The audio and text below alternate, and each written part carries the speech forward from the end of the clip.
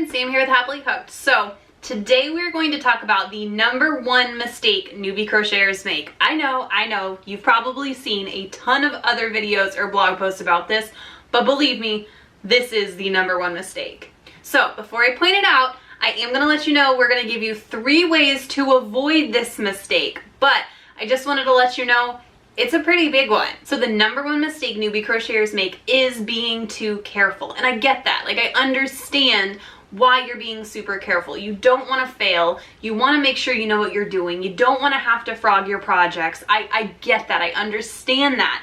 But if you keep doing that, you're always going to be a beginner. So tip #1, interest matters more than skill. That is such a big deal to me. So if you are more interested in baking a chocolate cake than you are in growing Brussels sprouts, are you just not going to bake a chocolate cake, or are you going to go look it up and see how to bake that chocolate cake? That's what I would do. That's what pretty much everybody else would do. And you're limiting yourself if you're not going out there to try to learn more. 2, there is no failure. It's just a learning experience. So you had to frog something a couple times. I know, bums me out every single time I have to, but guess what? You learn something from it. Keep going. You can do this. And #3, learning crochet skills isn't a linear process. Just because you start out with one stitch doesn't mean that's where you have to stay. You had to go research and learn how to make your single crochet. You probably had to for your half double crochet and your double crochet.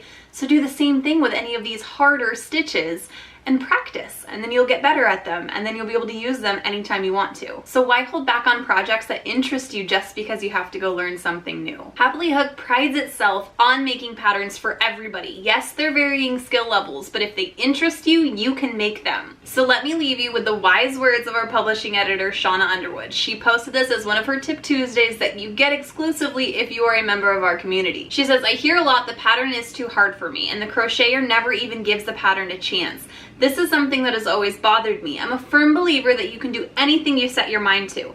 My Tip Tuesday is to work outside your comfort zone. Grab a pattern you like and don't worry about whether you think you can do it or not.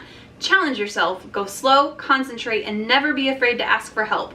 Courtney and I, along with the rest of the community, will be here to help you through." Happily Hooked doesn't just throw patterns into the world. We have a community that is there to build with you and guide you through to learn all these skills, to learn the crochet patterns that you want to make. So I invite you to subscribe today and dive into the pattern that you want to make, not that you think you can make. And I cannot wait to see which one you make first. Bye, guys.